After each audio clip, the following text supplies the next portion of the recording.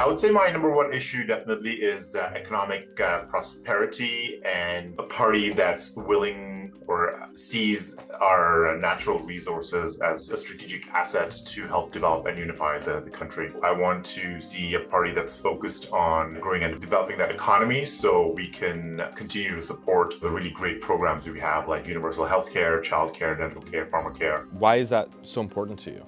People put a lot of time and energy wanted to migrate to this country, and one of the reasons they do that is the excellent social safety nets that we have. We need to pay for those things, and to pay for those things we need to grow the economy. I'm a very pragmatic person. I understand there's implications, fossil fuels and climate change, but we need to balance that with also doing what's good for the country and what's good for the people. So in your first person piece, you talked about how you also support the carbon tax. Talk to me a little bit about your perspective on that. Yeah, it's a complex problem, and those often don't have a clear solution. There's sort of three big mega trends happening in the world, right? It's decarbonization, it's digitalization, we live online, and then there's electrification. So when we live online, it needs electricity. Electricity needs a source of energy, which is usually fossil fuels or renewables, right? I don't think, given the increased consumption of electricity, it's just not realistic to move away from fossil fuels. The amount of investment that it would take purely in renewables is just insane, with trillions of dollars. I'm a pragmatic guy. I understand how deeply fossil fuels are embedded into our day-to-day lives. It's more than just,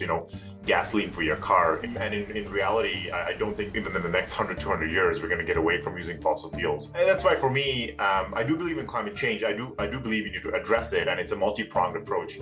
We do need to add as much renewables as possible, but we also need to decarbonize. We need to reduce our consumption. Unfortunately, humans tend to respond better to stick than carrot when it's a very long-term abstract problem like climate change. The best stick we have is the carbon tax.